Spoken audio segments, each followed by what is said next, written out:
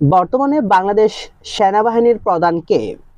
বর্তমানে বাংলাদেশ সেনাবাহিনীর প্রধান হলেন ওয়াকার উজ-জামান। বাংলাদেশ ব্যাংকের বর্তমান গভর্নর কে? বাংলাদেশ ব্যাংকের বর্তমান গভর্নর হলেন আহসান এইচ মনসুর। বায়ু দূষণে রাজধানী ঢাকার অবস্থান কততম? বায়ু দূষণে রাজধানী ঢাকার অবস্থান দ্বিতীয়। বাংলাদেশ ক্রিকেট বোর্ডের বর্তমান সভাপতি কে? বাংলাদেশ ক্রিকেট বোর্ডের বর্তমান সভাপতি ফারুক আহমেদ।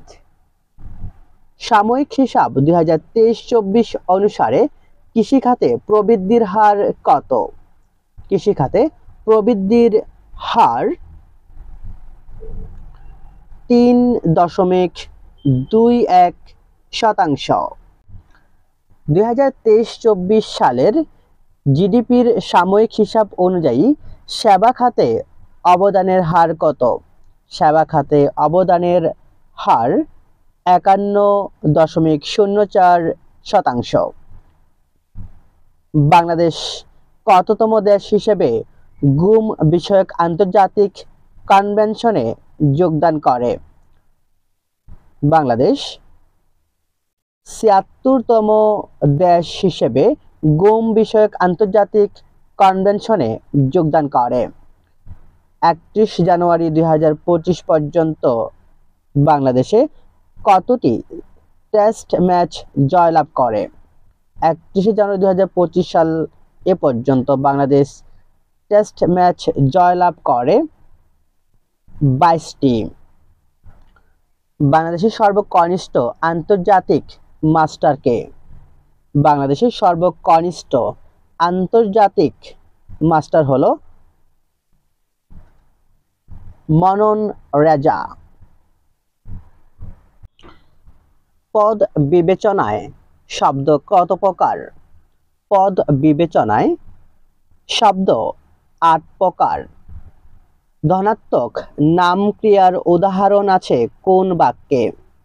ধনাত্মক নাম ক্রিয়ার উদাহরণ রয়েছে পাখিটা ছটফটাচ্ছে বাক্যটিতে। শুদ্ধ বানান কোনটি? এখানে শুদ্ধ বানান হলো জ্যোতির্ময়, এটি হলো শুদ্ধ বানান। শব্দ ও ধাতুর মূলকে বলে? শব্দ ও ধাতুর মূলকে বলা হয় প্রকৃতি। নিচের কোনজন টপ্পা গানের রচয়িতা নন? টপ্পা গানের রচয়িতা নন শ্যামদাস। বাকি তিনজন কালী মির্জা, শ্রীধর কথক এবং দান্ত রায়, এরা তিনজনে হলেন টপ্পা গানের রচয়িতা। শ্রীকৃষ্ণ কীর্তন কাব্য কবে আবিষ্কৃত হয় এবং এটি কয়টি খণ্ডে বিভক্ত? শ্রীকৃষ্ণ কীর্তন কাব্য আবিষ্কৃত হয় 1909 খ্রিস্টাব্দে এবং এটি 13টি খণ্ডে বিভক্ত। দৌলত কাজীর জন্মস্থান কোথায়? দৌলত কাজীর জন্মস্থান চট্টগ্রামে। মধ্যযুগীয় বাংলা সাহিত্যের দ্বিতীয় কাব্যভাষা বা উপভাষা ছিল ব্রজবুলি ভাষা। মঙ্গল কাব্যে কয়টি অংশ থাকে? মঙ্গল কাব্যে 4টি অংশ থাকে। কোন সাহিত্যিক ব্যাঙাচি ছদ্মনামে লিখতেন? ব্যাঙাচি ছদ্মনামে লিখতেন কাজী নজরুল ইসলাম। বেতাল পঞ্চবিংশতিতে কথিত কয়টি উপাখ্যানের সমাহার ছিল? বেতাল পঞ্চবিংশতিতে মোট 25টি উপাখ্যানের সমাহার ছিল। দান বানলে করো দেব এই শিশুতোষ গ্রন্থটি কার লেখা? দান বানলে করো দেব শিশুতোষ গ্রন্থটি রচনা করেন শামসুর রহমান। কোন যুদ্ধের কাহিনী অবলম্বনে মহাশ্মশান মহাকাব্যটি রচিত? মহাশ্মশান মহাকাব্যটি রচিত হয় পানিপথের তৃতীয় যুদ্ধ অবলম্বনে। বাংলা নাটকের প্রথম অভিনয় শুরু হয় কত সাল থেকে? বাংলা নাটকের প্রথম অভিনয় শুরু হয় 1795 সাল থেকে। সিকান্দার আবু জাফর সম্পাদনা করেননি কোন পত্রিকাটি? সিকান্দার আবু জাফর সম্পাদনা করেননি দৈনিক আজাদ পত্রিকাটি। বাকি তিনটি তথা দৈনিক ইত্তেফাক, সমকাল, দৈনিক মিল্লাত এই তিনটি পত্রিকার সম্পাদক ছিলেন আবু জাফর অর্থাৎ সিকান্দার আবু জাফর। জন্মই আমার আজন্ম পাপ উক্তিটি কার? জন্মই আমার আজন্ম পাপ উক্তিটি করেন বা উক্তিটির প্রণেতা হলেন দাউদ হায়দার। মীর মশাররফ হোসেনের রচিত গ্রন্থ কোনটি? মীর মশাররফ হোসেনের রচিত গ্রন্থ হল গাজী মিয়ার বস্তানি। কবি সুফিয়া কামালের প্রথম কাব্য সাজের মায়ার মুখবন্ধ লেখেন কে? কবি সুফিয়া কামালের প্রথম কাব্য সাজের মায়া এর মুখবন্ধ লিখেন কবি কাজী নজরুল ইসলাম। দুর্নীতি দমন কমিশন কবে গ্লোব ই নেটওয়ার্কের সদস্য হয়? দুর্নীতি দমন কমিশন গ্লোব ই নেটওয়ার্কের সদস্য হয় 1 মার্চ 2024 সালে। 2024 সালে ভারতের বেসামরিক সম্মাননা পদ্মশ্রী লাভ করে কোন বাংলাদেশী? পদ্মশ্রী এই সম্মাননা লাভ করে রেজওয়ানা চৌধুরী বন্যা। 2024 সালে বৈশ্বিক উদ্ভাবনী সূচকে বাংলাদেশের অবস্থান কততম? 2024 সালে বৈশ্বিক উদ্ভাবনী সূচকে বাংলাদেশের অবস্থান 106তম। একক দেশ হিসেবে বিশ্বের তৈরি পোশাক রপ্তানিতে বাংলাদেশের অবস্থান কততম? বাংলাদেশের অবস্থান দ্বিতীয়। একক দেশ হিসেবে বিশ্বের বস্ত্র আমদানিতে বাংলাদেশের অবস্থান কততম? বস্ত্র আমদানিতে বাংলাদেশের অবস্থান চতুর্থ। বর্তমানে দেশে সরকারি চাকরিতে প্রবেশদ্বার বয়সসীমা কত বছর? বর্তমানে সরকারি চাকরিতে প্রবেশের বয়সসীমা 32 বছর। সাক্ষরতার হারে শীর্ষ জেলা কোনটি? সাক্ষরতার হারে শীর্ষ জেলা পিরোজপুর। বৈষম্য বিরোধী ছাত্র আন্দোলনের সময় ঢাকার দেয়ালে শিক্ষার্থীদের আঁকা গ্রাফিতি চিত্র নিয়ে সংকলিত গ্রন্থের নাম কি? সংকলিত গ্রন্থের নাম হল আর্ট অফ ট্রায়াম্ফ। বিচার বিভাগ সংস্কার কমিশনের প্রধান কে? বিচার বিভাগ সংস্কার কমিশনের প্রধান হলেন শাহ আবু নাঈম মমিনুর রহমান। বাংলাদেশ সরকারি কর্ম কমিশনের বর্তমান চেয়ারম্যান কে? বাংলাদেশ সরকারি কর্ম কমিশনের বর্তমান চেয়ারম্যান হলেন অধ্যাপক ডক্টর মোবাশ্বের মোনেম। দেশের বৃহত্তম অর্থনৈতিক অঞ্চলের বর্তমান নাম কি? দেশের বৃহত্তম অর্থনৈতিক অঞ্চলের বর্তমান নাম জাতীয় বিশেষ অর্থনৈতিক অঞ্চল। বাংলাদেশে ব্যাংকাসুরেন্স কবে আনুষ্ঠানিকভাবে উদ্বোধন করা হয়? উদ্বোধন করা হয় 1 মার্চ 2024 সালে। করণীয় এর প্রকৃতি প্রত্যয় কোনটি? করণীয় এর প্রকৃতি প্রত্যয় হল কি যোগ অনিয়।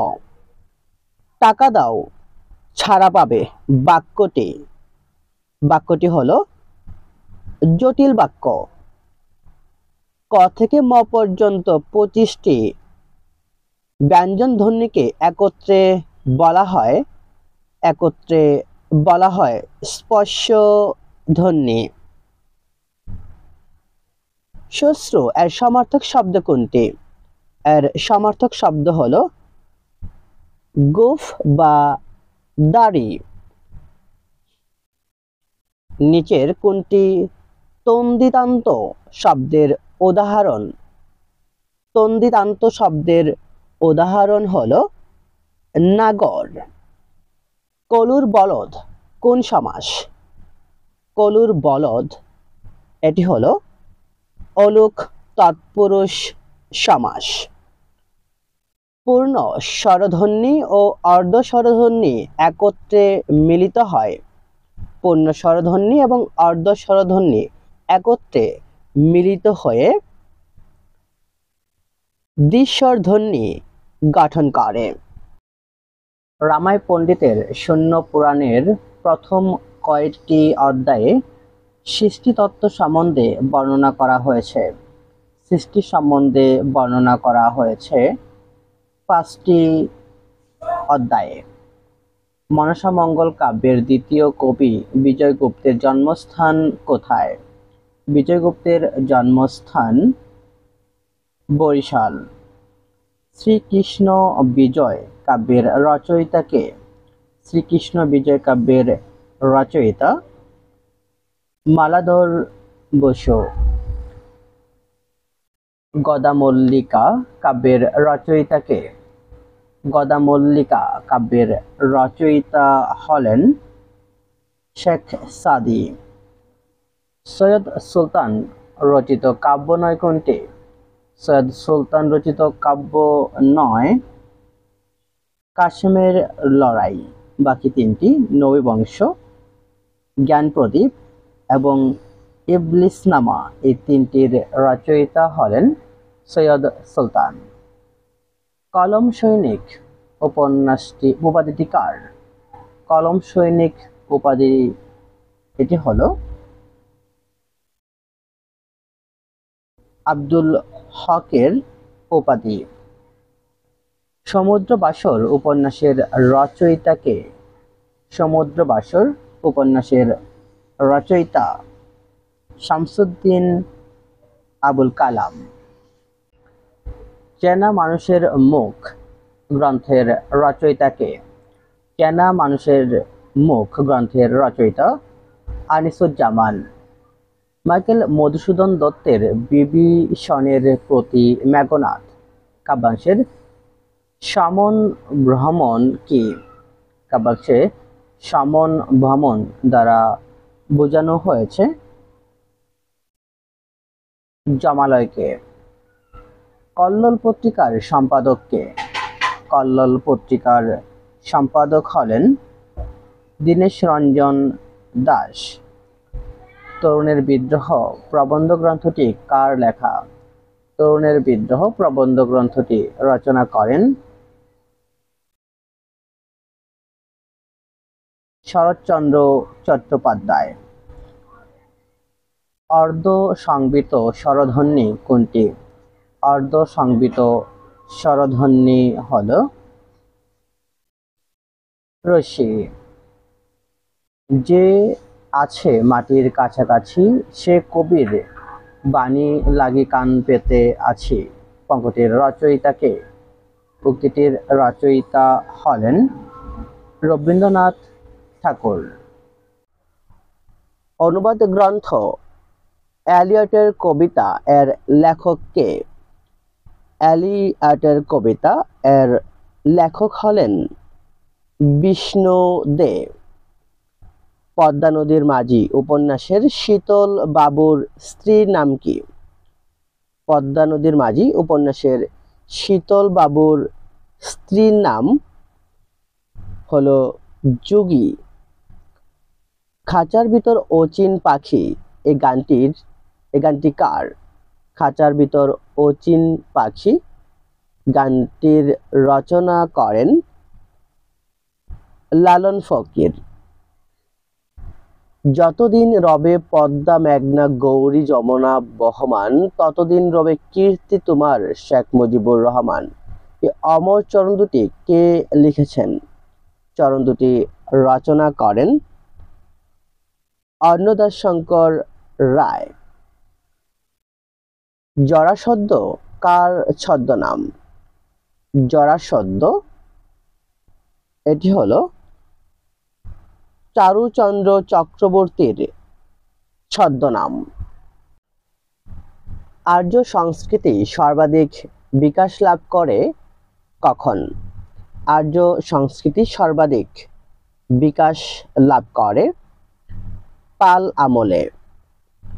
আলাউদ্দিন হোসেন শাহ এর রাজধানী ছিল কোথায়?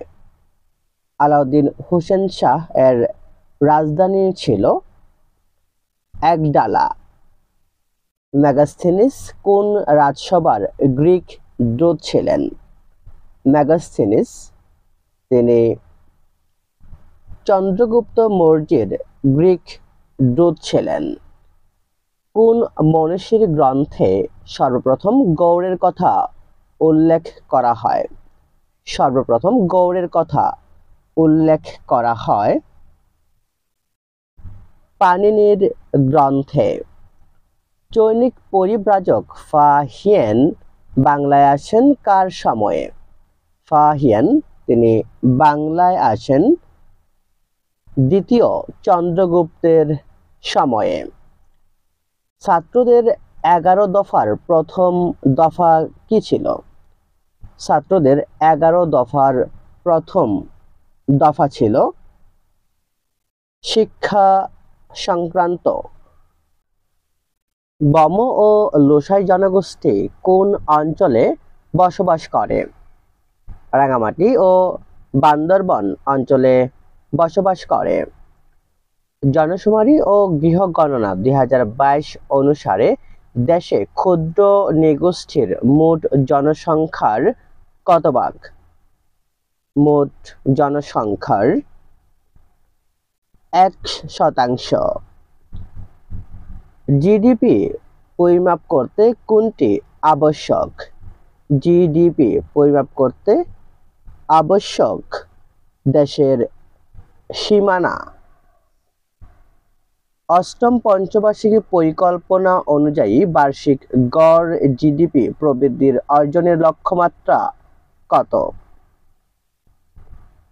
বার্ষিক গড় জিডিপি প্রবৃদ্ধির অর্জনের লক্ষ্যমাত্রা 8.51%। জাতীয় আয় পরিমাপ পদ্ধতি কয়টি? জাতীয় আয় পরিমাপ পদ্ধতি 3টি।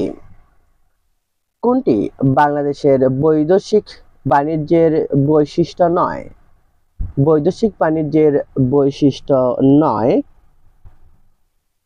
মুসলিম দেশসমূহের সাথে বাণিজ্য হ্রাস।